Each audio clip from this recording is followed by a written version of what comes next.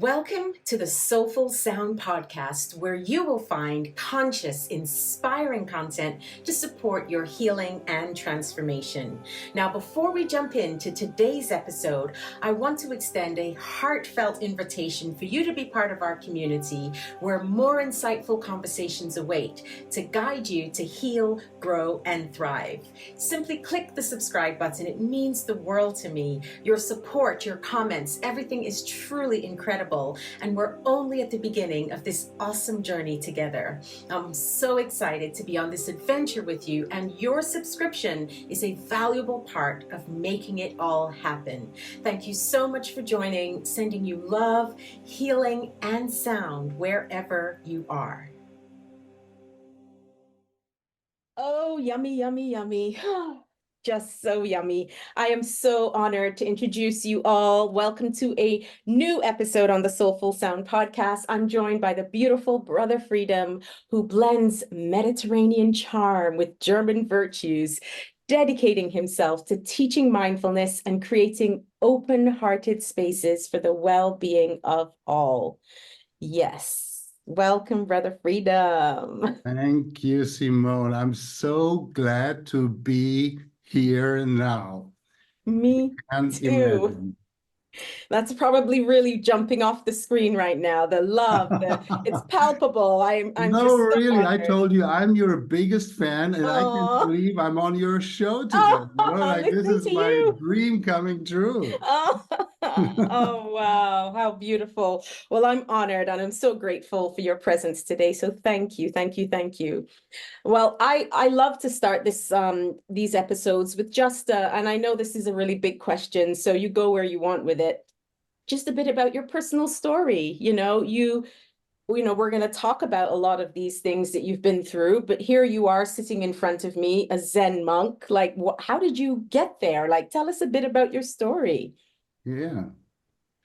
Well, the short story is I was born, now I live, and then tomorrow I die. And Yeah. then in between, many things happen, right? Yes. How to become a Zen monk? That would be an episode for itself. Yes, of course. Of course. It's a long story. That's why I gave you the short version. But Sure. in general, there is this. Everybody will say that who is a monastic probably there's this call for something, right? Something Mm. that life cannot like quench. There's a thirst in you for something more. And I remember later in my 20s when it became really urgent because I felt like also empowered to make my own decisions, Mm-hmm. to go that way. Is I said, like, I don't want to live like that. I don't want to live like in a world that is always rushing and always irrational and always making money. And the beautiful things that I so much treasured, they are not important, but to me they are. So I want to live in an environment where I can be in touch every day, 24/7, basically, with that, right? And then Yeah. there is, of course, my mom's family.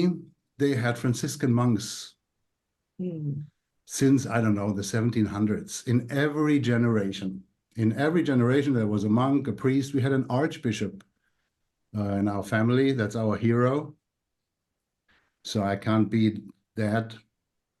But then after World War II, the communists took over in ex-Yugoslavia and today Croatia, where my parents are from. And it was not really hip to be a monastic with the communists. They didn't like really appreciate that. So they skipped one generation. And here I am, like not becoming a Franciscan. I considered it for a while, but I said like, no, Mm. gonna die there. So here I am, the only member of my cousins that actually continued the tradition in another tradition. Mm. That's really interesting. Mm. But it Yeah. comes back to something like the blanket, my life blanket being always too short, My Mm-hmm. shoulders are cold and I pull it up. My feet are cold, I pull it down, and the blanket is never long enough. And I'm looking for something and I know how it looks like, but I have to probably go back to the shop and and return the too short blanket and get a new one. And this is my new, now this robe is my new blanket. That's really beautiful. And it's interesting because what was coming to my mind, and you took the analogy slightly differently, is that I would think, well, how do you weave more on the blanket as opposed to take it somewhere else and get a new one? So that's an interesting shift, thought for me, nuance rather. And I wanted to ask you then, how do you expand with the material so that you then can cover yourself if that's what you desire? Yeah, maybe, you know, the blanket was always long enough, but I was too big. And so I had to shrink my expectations. I had to shrink my perceptions of the world. And you know, one of the monastic codes is humility. And by being humble, that starts with the mind. Yeah. Like focusing more, coming closer to oneself. You kind of, you know, like metaphorically shrink, and then you fit again, and we don't need to add or return the blanket at all. It's Yeah. just to adjust to life. Yeah. Do you feel called to use your voice and sound in a healing capacity? Learn how to use your voice therapeutically to facilitate healing and well-being. Whether you want to go deeper in your own healing journey or facilitate others in theirs, this training is for you. This online training runs over 5 weekends and offers theory, practice, resources, and support on your path to becoming a qualified sound healer and for your personal healing journey. Yes, that is beautiful. Well, I know that you not in terms of labels, but I've seen that you title yourself the Freedom Facilitator. Yeah. And I absolutely love that. And I want to talk about that because freedom is such a subjective word. We can throw it out and it can mean so many things to many people, of course, perceptions and views. So what is your view of freedom? It's a kind of two-part question. And then how do you facilitate it? Great.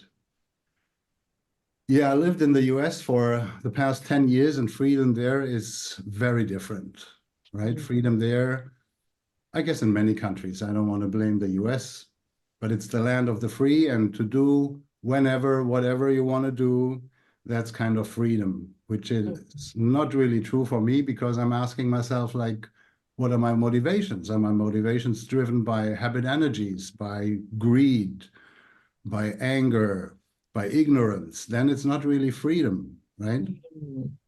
And having a name, I'm not like directly being named by my teacher. He gives you names.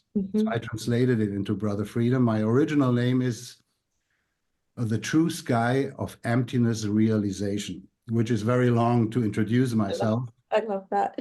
You know, emptiness is the interconnectedness of all things, that everything is connected with everything, depending on each other. And it's a tough name, you know, like I'm still trying to follow up on that. But then I ask myself, what happens if you realize this and you see yourself in all as a part of it and giving and taking? Then you're basically free. You're set free from the boundaries you're setting, from your own limitations. You think you're small and only one, but then you're part of everything and you flow, and that makes me free. But if somebody asked me like, oh, Brother Freedom, like freedom of what? And I said, first of all, freedom of answering your question. And that already gives me a lot of space. So freedom for me is my life mission. I want to, and my reminder, you know, I want to remind myself to stay free in each moment and to be spacious, have a big heart, not only for myself, but also for the people around me. And reminding myself and carrying that name surely helps me to at least remember. Yeah. And it's wonderful. I think when we do remember that we're all connected, the interconnectedness of the universe, the cosmos, the nature, everything that's involved, we have a lot more compassion.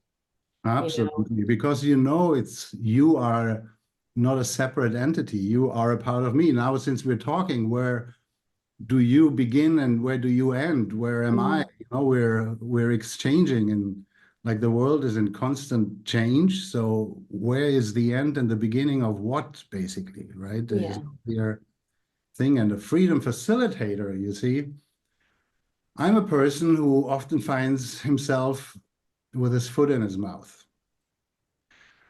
And that for me is a wonderful example to not take myself too seriously, because you get used to it after now 53 years of existence on this earth and so many feet in my mouth. I can laugh heavily about my own jokes, and it's something in the family, running in the family. And I want to facilitate that, and say, peeps, don't take yourself too serious. Life is not Mm. meant to be serious. Of course, we need to focus sometimes, and I see that too, and I do that too at times. Yes. But to facilitate freedom is to give this space, this freedom away. Because Mm. you also know, talking about interconnectedness, that my freedom is your freedom. I don't own it. Yeah. So I just want to facilitate it, like carrying it like a little bird, and whenever it wants to fly, it can fly, Yeah. giving freedom a home. Yes. And Hmm. in this interconnectedness, there is for me a sense of the reflection piece, in that I'll give you a very quick story. In sound healing and Take your in time. Don't make it quick. I love Oh, don't stories. make it quick. We've got all the time in the world. The shorter version. But we talk a lot about frequency, and that we all have our sonic and frequent and our energetic frequency that we emit, let's say. And that's, part of the energetic field that's available around for everyone. And I remember during the pandemic, I was doing some shopping in the supermarket, and this was in the first lockdown, where everyone was panicking and somehow toilet paper was the big thing. Like, we're running out of toilet paper, but everyone's running around headless chickens in the supermarket. And I was about to grab the last jar of honey from the shelf, and a woman came and grabbed it before me and said, No sorry, way. I really need this, and she was a kind of apologetic, but not apologetic, because she took it seeing that I was about to take it. So I said, that's okay, don't worry. I continued along my journey. I did my shopping. I probably was humming along, as I tend to do unconsciously. And then I got to the till, and we were about those like meter or 2 meters apart or something like that. And this woman behind me said, excuse me. I turned back and I said, yes, may I help you? And she said, I just want to say thank you, because I've been actually freaking out doing all of this stuff. And then I looked over at you, and you look so calm. You look so relaxed. You were just going about like if nothing was happening. And actually, it helped me calm right down. So I just wanted to say thank you. And at first I was like, wow, that's so sweet of you to share that. We do these, we're not doing these things for that. It's just what it is. But it was such a beautiful reminder for me of this interconnectedness, and that this frequency that we can reflect of whatever, whether it's calm or something else, that other people can feel. And as you say, facilitate where did that end for me, and did it begin for Hmm. her? It's such a beautiful reminder, these life moments, if we can only take the time to reflect on them. That's so right. And you know what? Like, hearing you speak about it, I also talking about frequencies, Yeah. qualities or values, or I call them seeds in the consciousness or in the heart of, I don't know, like, I don't want to say, like, let's call them wholesome seeds. Mm. Everybody, innate seeds, everybody carries in them. Yeah. And some that facilitate freedom and happiness, they resonate on a frequency. Like, let's see these long wave frequencies on the radio. Hmm. Then there are the other ones, like, let's call them harmful, or more very close to you, and not open and spacious, Hmm. like anger or anxiety. They're the shortwave radio frequencies, right? Yeah. And to me, just having this image, it's very clear that the long waves penetrate the short waves, Mm. smooth them out, you know? So that really means if you can establish presence and freedom and love and the sense of interconnectedness, and while you're walking or humming in the supermarket while everybody is like freaking out, you actually radiate and generate something that penetrates and transcends. And she was like respect, still open enough to not yell at you. Why do you hum? Don't you know what's going on out there in the world? But she took it in because she said, I need that. Mm. She took it in, and beautiful enough, she was also able to communicate and share it with you. Yes. Yeah. It's a It was a beautiful beautiful story. sharing. Thank you. Yeah, I think that we all have the opportunity to tune into the radio station or frequency that Uh-huh. that will serve us moment to moment. And so taking that a little bit further, what are some of the ways that we can do that? Because not all of it's conscious, you know, sometimes it is, okay, I really feel like I could do with a nervous system reset. We're not always thinking like that, or I'm feeling stressed. How do you know? We're just in the moment of it. So how Mhm. do we tune in to those frequencies, I guess, consciously, or practicing, or practice in a way to practice that brings us then into a shifted state of consciousness or energy? Well, you really want to know it, huh? I'm really curious. I'm so curious. I have my own thoughts on it, but I'm very curious to. Okay, let's share them. I can start because it's Yes, your show, and then you of give me course. yours, It's a right? conversation, please. Yeah. I hope I'm not disappointing you because my answer is very easy. Now, here comes the Buddhist monk, the Zen Yes, monk, I love it. That's what I'm loving. right? Yes. No concepts, no theories. I mean, there is a frequency that is there the moment we are born and accompanies us through our whole life and ends with our lives. That's our breath. It's Mhm. a rhythm. It's a flowing in and a flowing out. Yeah. And it's ever changing. It's sometimes fast. It's sometimes deep. It's sometimes shallow. It's Mm. sometimes slow. And this is the rhythm of our life. What is missing sometimes, as you said, like, is the consciousness, the awareness of our breathing. And that's what I Mm. don't want to say Buddhist practices, but meditation or mindfulness practice is about. Mhm. Just listen to our breath Yeah. and to get in touch with our bodies and to feel our tummy rising when we breathe in and our tummy falling when we breathe out. And when we lie down, sometimes we put our hands on our belly and then we feel that rhythm, right? And our heartbeat is a rhythm. Our blinking is a rhythm. There are so many rhythms. The way I move, the steps I take, these are all rhythms, but the breath for me is my anchor. Whenever I feel like the blanket is too short again, like there are situations and it's coming back again and again, I can always come back to my breathing, but not trying to fix it or not trying to make it deep or to breathe consciously, but Yeah. to open my consciousness, to open my mind to it and listen to it. And by listening to it, believe it or not, the breath feels heard, feels seen, and still does its own thing. But I relax basically into my breath. And with that, my breath comforts me. And there we go again, interplay. Mm. This is my rhythm of life. I That's love beautiful. breathing. Yes. Thankfully you are. Yeah, I mean, it's not so dissimilar from what I feel to be true for me, in that it's coming back to a letting go and a softening and allowing my body to just be in the moment and noticing, because then we have the thoughts that, of course, are going to keep coming up and intertwining and coming through. And so when I think about bringing certain things from the unconscious to the conscious in order to shift, or if I'm not feeling happy about my how I'm feeling in the moment, or whatever sensation it might be, I go back to body, and often it's sound, and sound Mhm. travels on air, so I suppose it's also breath, right? There's this feeling of Absolutely. just allow my voice to let my body soften, and then the information starts to become available, and by information, frequency, whatever needs to shift in those moments, when you create space, I suppose, for them to come in. Yeah. I'm so glad that you use the air to sing. Mhm. Yeah, Yes, so I for can sure. listen to it. Oh, good. I love that. Yeah.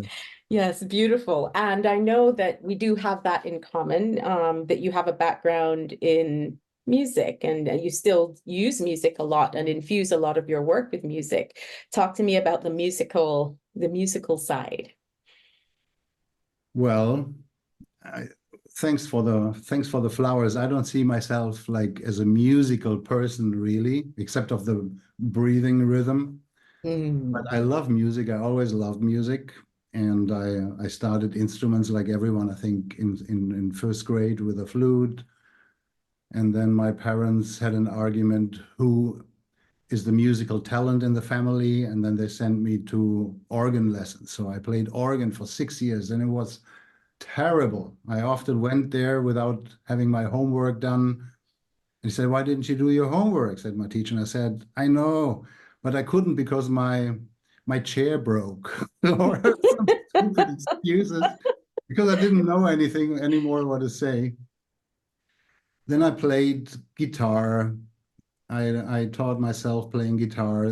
That was my wild times when I became a punk rocker and I became the guitarist and singer in a punk band and played in high school band. So it was more like this. I mean, music. I don't know who doesn't like music, and who is not inspired by music because there's so much out there and you can choose what you want to hear, what feeds you, what makes you happy, what makes you sad. For any purpose, you can listen when you're heartbroken, you can listen when you're euphoric. And I became a naturopath. And having this, let's say, passion or love, I'm not a musician, for music and knowing about the effects on me on it, I Mm. wanted to share it, but I also realized that it's already out there. It's a therapy form already. Yeah. So I worked with frequencies in different categories, with light, with Reiki, for example, and with sound. So I had a wooden half pipe where people would lie inside, and there were strings, 10 strings on each side, which I would tune however I thought and felt they need, which chord they need. Um, and it would slightly swing, when I was pulling the strings because it was a half pipe, so they would be like rocked, Yeah. and the wood of it would vibrate into their whole body. So I would do Mhm. that, and then they would lie down. I would use Tibetan bowls and rain sticks and stuff. And then I dig deeper into frequencies, into music, and seeing that's all the same, basically. But you can beautifully express these healing energies, detect basically on your patient what do they need, what are they lacking? Is it Mm. an A? Is it an D?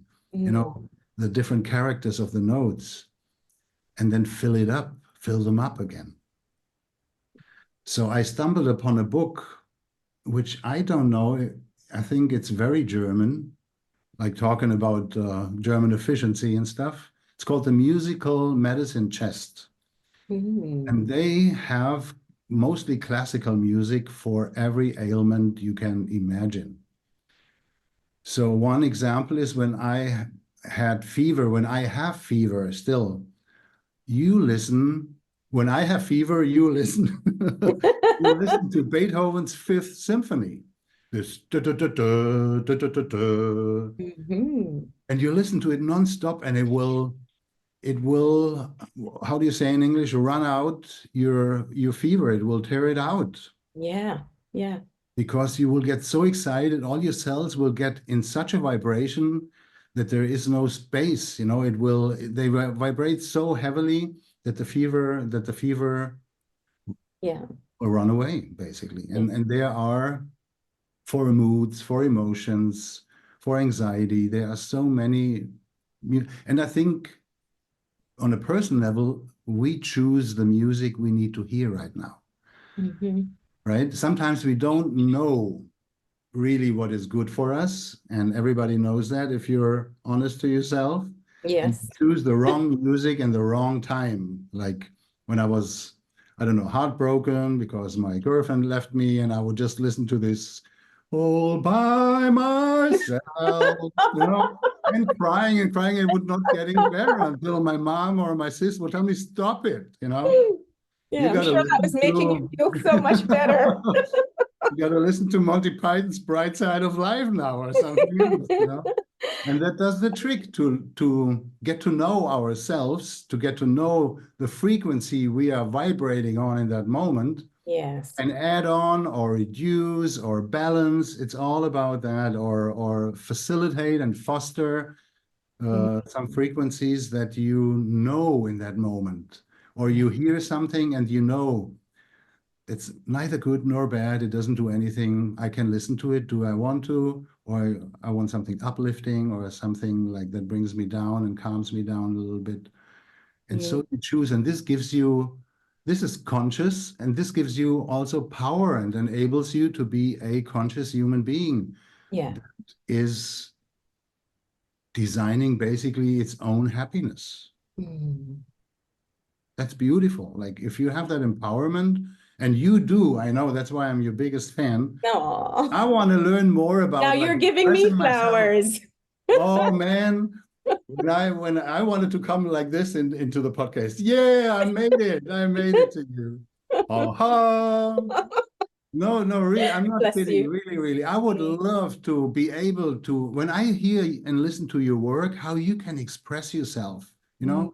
Mm. This is a gift, I'm sure, that have been given to you, but you are nurturing it. And you are not only nurturing it for yourself, but you like playing with it. And you have that big, free heart that you want to share it. And especially with young women, I was talking with my sister and my nieces about you. And Mm. I want them to join because I cannot join your women voice liberation circles. I want them to join for me, Aw. and then them to sing to me. So this Mm. is for me such a gift from you to the world, Thank you for that. Thank you for that Thank reflection. you too. Mm. Oh, you see, this is why I started with yummy, yummy, yummy, because it's been yummy all the way from the start, and it just keeps, the end. Let's say the blanket is expanding. Right, right, right. Oh, great. So I have a question actually, and it's my curious mind, and I like that you keep things simple. So you spoke about your sound and the music and how you worked with people in your journey so far. And I mean, I can go on, of course, because I train people now to become sound healers who want to go out there and do it. So there's the science to back it. There's the head, the mind part, and the thoughts around that, understandably. Then there's the intuition. And you spoke about your, tuning in and noticing someone might need the frequencies that a D note might have or this note might have. I'd love to know a little bit more about your relationship to intuition. Mm-hmm.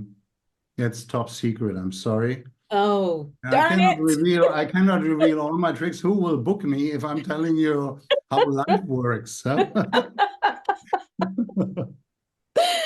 I'll book you. I'll book you. I'll keep booking you. We Okay, just keep getting promise. you on. We'll just keep getting you on. This is now the Promise. Simone and Brother Freedom show. I love it. Yeah. How do you build relationship, right? How do I build a relationship? I don't even know. Like it was there, probably gradually. And you know what comes to my mind is the little prince when he meets the fox in the book Mm. and he wants to be his friend. And the fox says, it's not that easy. I'm a wild animal. I might bite you. You have to come every day at the same time so I get used to you. And every day you can come a little bit closer. And at one point we're so close, you can bring me something to eat. Mhm. Then I will eat it and I will gain confidence that you're not harming me. And so that's how we become friends. And I think the same is true with anything, but especially something so subtle like frequencies, and also to hear them, not to read, but to hear them and to understand and to name and label them and saying, this is an A, this is orange, this is Yeah. needed now, this is 1,000, whatever, however they are always expressed in physics, in music, in naturopathy. But it's all coming down, I believe, on experience, and experience is always coming down on suffering. So we suffer, and nobody likes to suffer. But the gift of suffering is that we stop, that it forces us to stop and look at things as bland as they are. And I remember when I was complaining to my mom, I bring in my mom a lot today. I miss her. I'm far away from her right now. And she said, because I was complaining about, I don't know, a lot. So she said, my dear son, she said, the sun cannot always shine. You know, when the sun shines, you just take your shorts and your shirt and you go out and you don't worry because you don't need to worry. You don't take any money, you don't take any shoes. But if it's raining and cold, you got to stop and think what you're taking out. You know, like you need shoes, you need a jacket, maybe a hat. And these are the moments in life where you learn something and you grow. You know, enjoy the sunshine and learn and enjoy also the suffering because it's such an incredible teacher. Mm. It shows you what you need. And the same is true with any kind of relationships. Like you need to suffer. And I don't speak about broken relationships. You can suffer in a relationship. You can suffer because you don't have a relationship, right? And you look like the little prince, and he would love to have a relationship with a fox. And that made him come every day and get that sense of what do I need? Today I'm going a little bit closer, and you're approaching frequencies basically. And you're taking them in, you're eating them. You know, they become your food, and then you digesting them, and then you feel them. And then you also know how to use them or to read them or to recognize them. And then it takes even more time to be able to dose them and to give them away to people, not too much, not too little, in the right dose and frequency. Yeah. How is that? That's great. I love the story about the prince and the fox. Yeah. Uh, I'm like, okay, I like that. There's a lot of beautiful things to pull from that. And I am intuitively, let's say, I feel called not to reflect it because I think those listening, it would be good for that to land. you So I know that will better, yeah. I will leave it there. I will leave that beautiful sharing. So, I mean, a lot of people who don't know you may not know that you are the former abbot of the Dare Park Monastery, and you've now shifted from that particular space, let's say. I would love to know a little bit now. This is a bit more personal, so you share whatever you feel called to share about your I suppose, departure from such a long-standing time in that position into reintegrating into something else and whatever that else is. What has that transition been like or continues to be for you? Mm-hmm. Wow, you're very personal. I I'm know. glad nobody listens to us, so I'm happy to share with you everything, you know? Oh, take it Mm. and go wherever you want to with it. Yeah, of course, it's been a big shift and it's still fresh. So I'm out of the monastery now. It's, what is it, 6, 7 weeks, you know? So Mm, I would be lying if it's still not working, if I say it's not working yeah, inside of me. But of course, like with the fox and the little prince, it's been a process, and it was not a quick decision that I made. I was uh, in the monastery for more than 14 years, and that's something will be well considered. So it took me a while also to be clear and even with myself before taking the step. You know, yeah, it took 1.5 years. Only when I turned inwards, and I turned inwards often, and the echo, the voice, the heart, the soul said, like, you won't regret it. You won't regret it because it is us, it is you who is preparing this, who is hearing the call, who is knowing times are changing and there is a time for everything. yeah.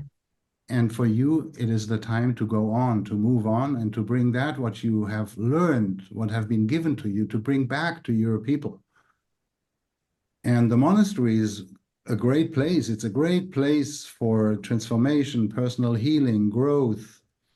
And there are wonderful people there at Deer Park Monastery, but all over the world in all the Plum Village centers. So I was not held back, like internally. I said, like, they can take care. I don't, who am I, Of course I contribute, but they don't need me. And if I hear myself needing myself, I need to do that step. So coming home a couple of weeks ago, I've been on home visits and family visits, and I'm a very, let's call it an urban monk. So I can adjust. I'm a Virgo. I can adjust quickly, and I like to contribute everywhere I go. So you see, I learned, or I have that gift of reading rooms or reading like energies, and then I can come into a room euphoric, but I see like everybody's whiny, so I become whiny. Like I'm a spiritual chameleon. And but an authentic one. So I will, because I want to be where I am, and I want to be with the energies or the frequency I am. I don't want to be too contrary. If I see it helps, then we can gradually fill that in and fuse the atmosphere with it. So it was not too big of a shock, It is more having no community that has my back. In the community, everybody has a responsibility, and you live pretty worry-free. And now I'm building a business, I'm building a website, I'm building an app, and I see like that's all me. I'm doing the taxes already. I'm like re-registering into the system. I need health insurance. I need that. That's all me. I cannot say, brother, can you do that for me? Or can you run the errand? And here I am challenged to find or to keep the freedom in my heart, to keep the playfulness, to keep the spaciousness of the mindfulness practice of peace within all these errands and hustle bustle, right? But there is a wonderful teaching. It says, bitter mind, sweet practice. So when you're challenged, actually coming back to your breathing, finding calm and returning to your peace, to your core soul, is such a relief and such a coming home that you want to return it. So I'm making many breaks a day, doing sitting meditation, walking meditation. I'm eating in silence.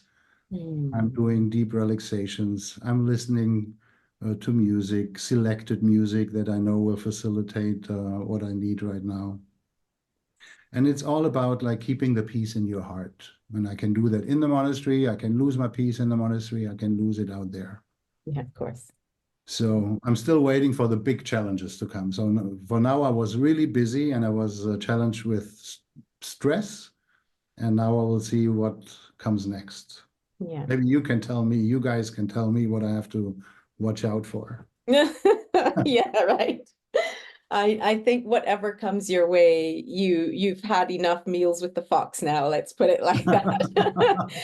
You've also taken some food and you've had some interesting conversations. So I am sure and I have faith that whatever big challenges come your way, it will be only I lived a a breath life. I away. was married. I lived a life before I became a monk. So it's not that I'm like pushed into cold water, right? Of course, yeah. Okay, that's beautiful. And do you think you'll ever get married again? I know I'm going really personal, but it's just where I feel called in the conversation. It depends who it would be, Simone. Okay, but you're open. How about you? How about you? Let's clear that up now. I didn't know you You wanted to see get me coming married in the close to the first camera place. now. It's beautiful, but I have to know if you're even open to marriage before we have that Yeah. conversation, right? Well, that's our first date here. Let's see what comes out of it. I love it. What an awesome first date, though. I mean, so beautiful. Oh, thank you. Thank you. I'm loving this. Loving this. Okay, so you I know that you spoke about integrating, you're starting a business, you're doing other things, and I happen to know about this amazing app that you're doing, and we could talk about that if you'd like, or maybe in another conversation. But what are some of the things now? Because you've also moved from the States back to Europe, back into your you said to be able to share with your people. What are some of the things that feel aligned right now? Like where do you sense yourself going, if you even look at things that way? Mhm. I don't. The other day, somebody asked me what I was looking for, what I was searching now. And I stopped for a moment and I looked inside. And of course, I breathed and I paid attention to my breathing and listened to it. And I said, honestly, I'm not looking for anything Yeah. and I'm not searching anything. But I have taken monastic vows, and these vows are very clear for Buddhist monks. Like, I vow to dedicate my life to relieve the suffering of all beings, including myself. So this is a mission, this is not something like, okay, I'll be done next week or so. Yeah. And every opportunity, everything out in the world that resonates, talking about frequency, with my vow, with my aspiration, this is where I'm going. So I still remain homeless. Like, monks are the old Sanskrit word for bhikshu. Bhikkhu or Pali was beggar, because in order to be free, they needed to detach from everything. And that's why, as a monk or a nun, you leave your family, you leave your belongings, so you leave everything in order to detach from anything that could hold you tight. That's also real freedom, being vulnerable, being in a zero gravity space, basically free falling, Yeah. and still having stability and peace, right? So I don't have a home right now. Today I'm at my sister's. Sometimes I at my parents'. We have a condo in Croatia where I will go next month again. Amazing. And I'll go there where people call me. Mm. I'll be in London next month. Maybe we can Woohoo! meet. Second date. Yes, second one, a life date. Woo! I love it. I love it. Yeah. So Yeah. kind of just going where the wind takes you, or where the No, no, no, where, that's not that. That's not no, that. tell No, me. no, it's more like a magnet. You see, I have my aspiration, that's the minus, and then there are things, Right. frequencies, they are the plus. And Yeah. not that I'm drawn to it, but I see like, oh, soulmate or soul thing or soul Yes. matter. Mm. And this is not where the wind goes. I mean, No, I in a very understand. ultimate dimension, maybe you're in the ultimate, it is, because if you think of like non-duality, everything happens at the right time. So when the wind blows left, I gotta go left, right? Sorry for my ignorance. That was very deep, Simon. That's funny. No, but I think it's important to acknowledge that piece. Yes, we're all interconnected, and there's all of that, but there's also will and there's also choice.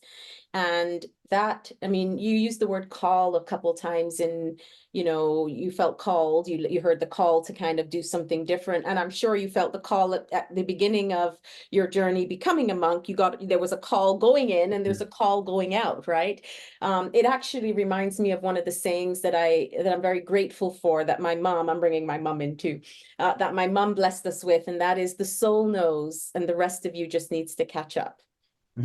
Sweet. And I lived with that for through a lot of situations where there was uncertainty, or just like, I don't know what's coming next. And sometimes you go into the stress of it and not knowing. And then I have to go, you know what? The soul knows. This is just the catching up. And it's uncomfortable, but it's the catching up. So I'm just going to allow myself to come back to body, breath, sound, and let that process take form in whichever way feels right. One step in front of the other. So Or as my I like to question to say, you one now is sound. that's very interesting. And I was asking myself, how would I be able to catch up? Is it like the soul knows and I let go, of Hmm. my perceptions or what I really want, because this is kind of a craving. So shall I become still and listen to the voice of the soul so I know what the soul knows? How do you catch up? Well, that for me personally, it's an interesting question. I love that you've posed it, because it kind of confirms and also denies maybe a few parts of the journey. What I feel personally is that there is a sense of let's say there is a perception that there is something greater. There is a divine will that if we do let go and sort of get out of the way, kind of not fall over our own clay feet in the process, then we're creating space for us to hear or to sense or to see whatever sensory journey you want to take in that moment. And so there is for me a level of surrender, and that surrender is comes with a knowing that my higher self, the universe, God, whatever word works, knows best. And if I allow myself to surrender, then my soul is just going to guide me in the right direction. And it honestly, I've seen it time and time again in my own life. Let's call it the evidence of that surrender and trust that something greater is happening for me, even when it's hard. Wonderful. Thank you. Now I have a follow-up question, something coming up. Yes. I'm turning around the podcast. Yes, please. It's a conversation. Because I love what you say.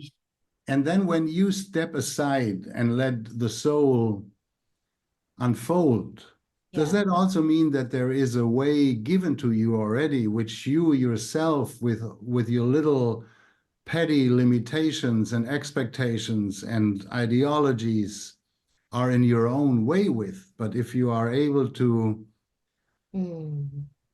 allow the soul to know, and you, how did you say, catch up, that you just basically follow, you just step back, let the soul take the lead, and then you line up behind it, and then you just walk the path that is that what you say? There is a path that is yours, a unique path. In one sense, yes, but I think that the path is not set, in that it's not rigid. There's flexibility, and that's why I kind of backtracked, spoke about will and choice, because I think we always have room for pivoting and for changing and for being flexible. At the same time, I like that you spoke about the soul coming in front, because in a way there is a feeling of when I'm in this level of surrender, that the higher self does step up in a way that it's always there, but it does come front and center. And then all the thoughts and the ego and the things that we know they're there for a reason doesn't feel as in the forefront as it, we might be in a day-to-day conscious or maybe unconscious way of living.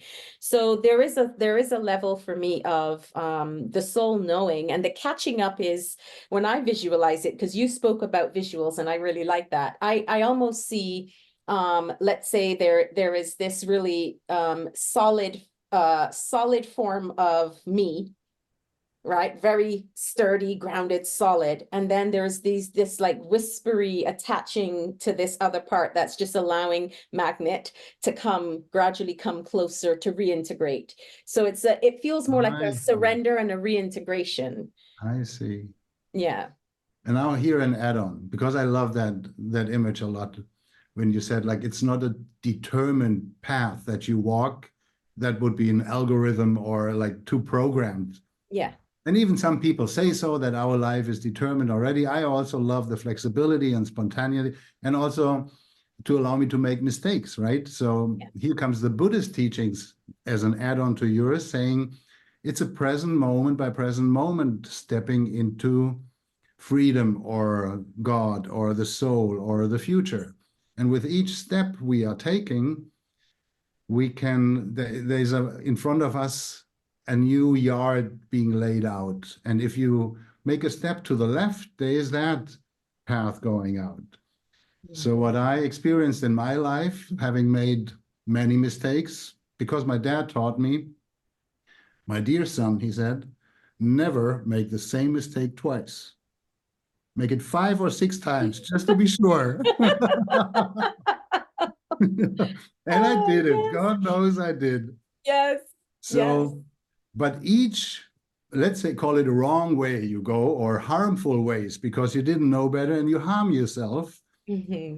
is not bringing you back on the right path, but is creating a unique path Yeah. that it doesn't have, it's not physical, right? But it will bring you there where you and me are now, here Yeah. and now. Yes. So there is no wrong going and wrongdoing. You know, there was this mythologist, Joseph Campbell, who read Yes. all the myths in the world, you know him, Hmm. Hmm. and came back home after reading. Actually, he did it in his cabinet. He came back out after years and said, all myths in all of the world have the same spirit. They carry the same spirit. And his message was, if you are able to let go of the life that you have planned Yes. for yourself, you will be able to live the life that is waiting for you. And I Hmm. was like, whoa, there is a life actually already waiting. Why am I planning and doing all the efforts and like sweating? Yeah. Yeah. Just, as you say, step aside, Yes. let the soul take over and go and enjoy. I Yeah. mean, it's also happiness and suffering there, right? Of course, of course. And I love the mistakes, you know. And I when I was teaching in universities in the music setting, well, I mean, this is probably any one of my students will know this statement. And I would always say, when you get up on stage, make all the mistakes that you can. This is the place to make all the mistakes. And mistakes or failure is just feedback, nothing else. Lovely, So it doesn't matter what happens. It's just information, and then you do with it what you will. You right? know, I'm make telling you, make having it. your foot in your mouth is actually a Yes. wonderful lesson. You Yes, grow, right? yes, absolutely, absolutely.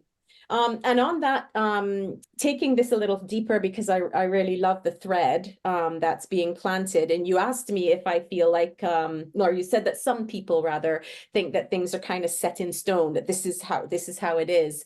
I think there is an element, and of course my soul knows, so please feel free to correct me later.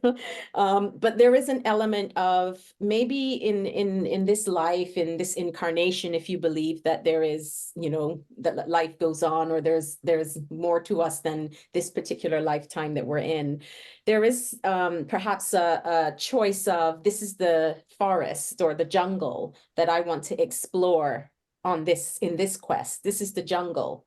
And then when you're in that jungle, that's your jungle. And that's what's set in stone, if you like. But in that jungle, you can go through the rough terrain and take out the machete and start chopping stuff down. You can go through the well-manicured path because a lot of people have walked there before. You could sit on a tree or by a tree and put your head back and just take it in. You have lots of choice of what to do in the jungle. What's in your backpack? All of these things. And I think there is an element of the jungle, perhaps. And that might be limited thinking, which I'm open to exploring, but I'm interested in your thoughts as I continue to share on that. I'm awestruck. You have the fantasy of a 5-year-old child. Like I just watched you talking and you were all in this jungle with your backpack and I don't know what was in there, but I really saw you in there. Mm. And I'm so glad because this is a very lively experience of life that you were just sharing. Not everybody will have that. Many will say like living a life is carrying a cross all my life long, which is too heavy or whatever, or a burden or a fight, a struggle. And you are crossing a jungle. Like, that's beautiful. It has its dangers, of course, but the image itself and like this spirit of adventure, it really caught me through the screen. But you Mm. see, the mind can go in 1,000 directions, Of right? course. And what you imagine as a jungle, somebody imagines like as an ocean because they're scuba divers and there's nothing more beautiful for them to be underwater. Yeah. So I don't know if I want to attach to an image, Yeah. if I can satisfy your question right now. I really, something is hindering me. You know, I could say like this or that. I could say a ship. You know, whenever we have to be creative, I become a pirate. Like Johnny Depp. I really love this because they're kind of free. I know they're bad people. Maybe they're not bad people, but they had a difficult childhood and they were forced to go on the ship, and that's how what they learned. And they lost a little bit touch with the suffering of other people. Who knows? But being on a ship, being near the sea, that's why I love Croatia, because we are directly at the Adriatic. Yeah. Gives me freedom and gives me like this space and gives me also determination. And what I said before, as a monk, you are a beggar, you are vulnerable, you are in a zero gravity, you are in a free fall, you are homeless. Yeah. But to get comfort in there, because you have to really go very close, very deep. And there is no deeper than inside of you. And you rely on the unreliable, on the breath, which is not a constant thing, but which is impermanent itself. So to rely on things that are floating is, I think, a greatest gift. In whatever form they take, it doesn't matter. Yeah. But let's stick with the jungle. Oh, but that's the jungle for right now. Maybe even tomorrow for me, it That's will be very true. When I the hear the ocean and birds, all these yeah. yellow and red birds and the stream and Yes. And because I love nature, it just feels like such a like go out and be in the green, have the animals, all this stuff that you're just saying. But again, tomorrow it might be something else. And maybe my jungle is astronaut. it's a Yeah, astronaut. sonic jungle. You can hear all the frequencies of all the trees and the little buzzing of the bees, and it's just That's crazy. Now I'm bringing my 7-year-old love self it. into I the love it. game. I love it. Oh, so beautiful. Oh, I feel like I could chat with you for like hours and hours. I'm Oh, sure we won't, that huh? we can. Huh? We won't. Well, not in this moment. Okay. You have to go cook and feed yourself. I have That's other things I'm true. sure that I'll have to do, but I'm not done yet. I'm not done yet. I'm just really in the moment enjoying all of this beautiful exchange, and it's beautiful. I'm so grateful. I'm Thank you. super grateful. All right, so I have one more question around you and I suppose you've been teaching, maybe teaching is the right word, maybe you've been sharing and offering so much through your practices, through your own experiences in life.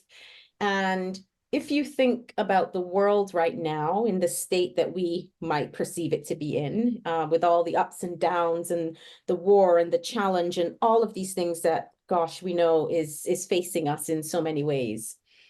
What is, if you could narrow it down to one piece of advice that you could give someone listening who just feels right now like the world is so hard, many things are going wrong, so many things how can I be better and do better? If there's one piece of advice where people could feel disheartened by what's happening and there is a moment to shift that perspective. I kind of threw a lot in there, so pull from it what you And need. what if it doesn't work? I say something and then it doesn't work, and then people will come back to me and say, "Hey, That piece of advice was that crap, didn't man. What work. are you Give me talking another about?" one." Yeah, right. Yeah.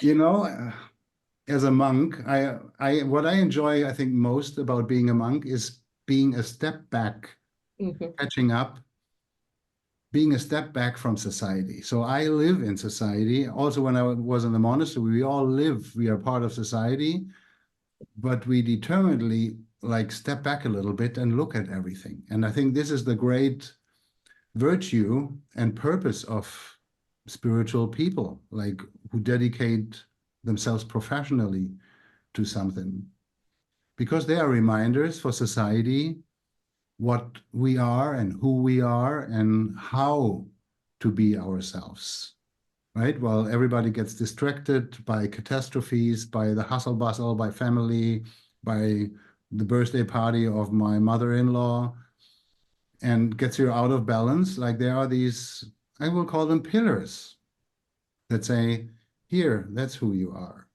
and this is how you do it.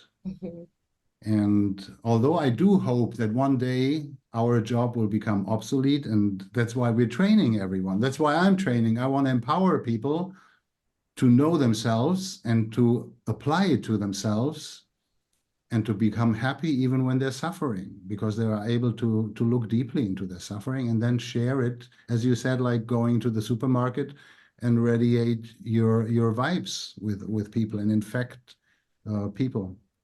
Mm. So from my perspective, from my little bit step back perspective,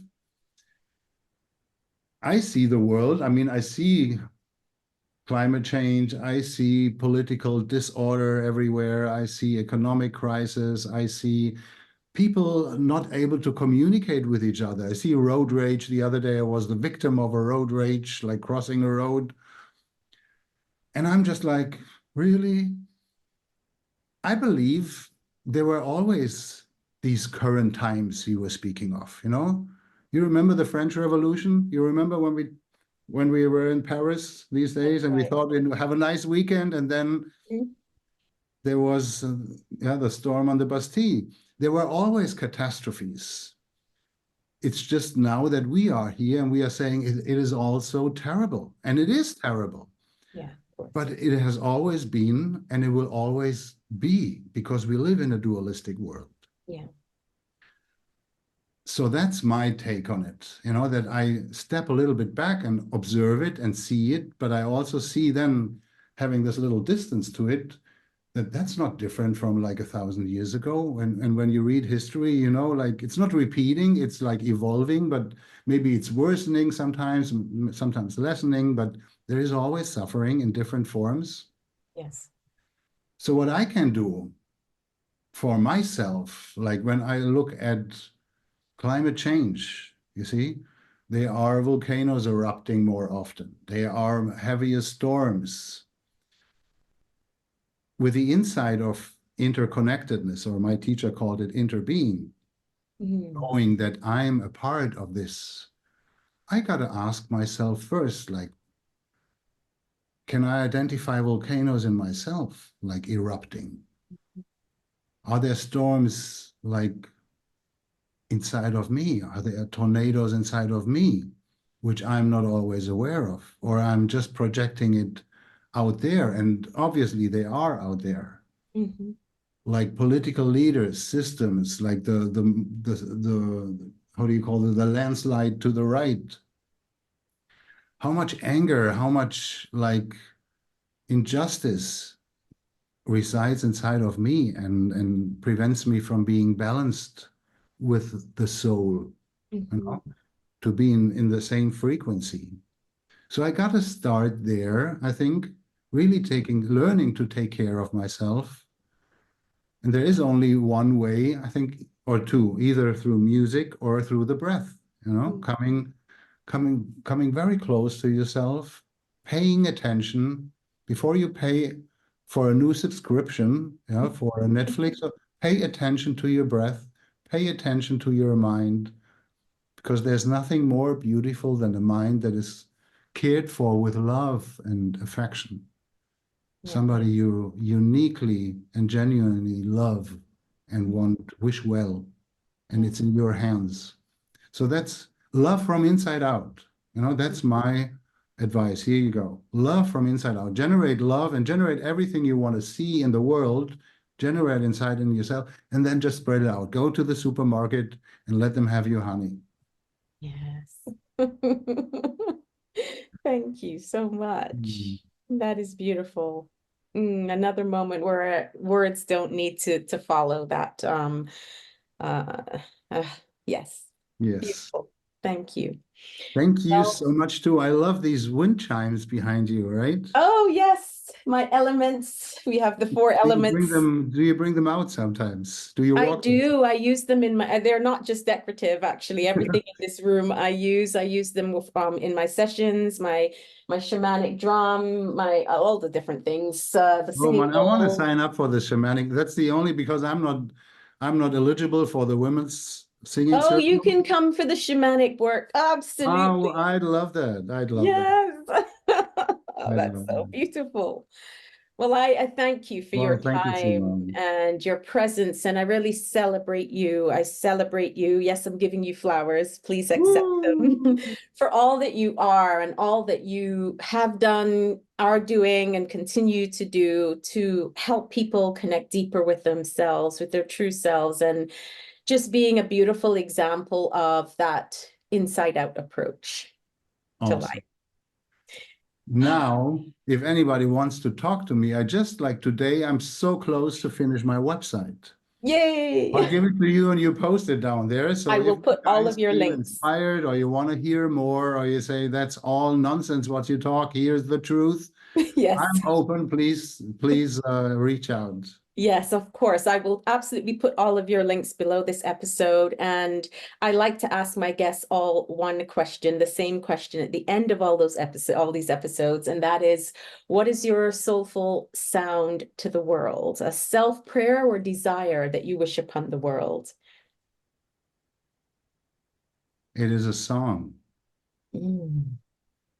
It is a little song I've been taught in the monastery. Shall I sing it? Yes, No, please. it's not long. I don't mind. Do, re, mi, fa, sol, la, ti, do. Mm. I am remembering who I am. I am remembering who I am. I am remembering. I am remembering. I am remembering who I. And you can sing this forever, and you can sing this in the chorus and around. It's beautiful. I Mm. love it. That's so beautiful. Thank you so much. Oh, yes. Thank you so much. And we shall continue. I'm afraid too that I will have to cook and you have to go your way, right? Step aside. I step aside and let my soul cook. How about that? Catch up with your soul on the food. Maybe you'll cook Exactly. some soul food. I will. I will. Today is Indian food. Amazing. Thank you All so much. right, Simone. It's been an honor and a pleasure. I can still believe that I was talking to you. Like, what? Oh, I likewise. have to see the recording to know this is true. This really happened. Right. Absolutely. So much love. Thanks so much for tuning in. Your support, your comments, and everything is truly incredible. And we're only at the beginning of this awesome journey together. If you love this episode, hit that like and subscribe button and make sure to check out our other episodes. Thanks so much for being with us today. Sending you love, healing, and sound wherever you are.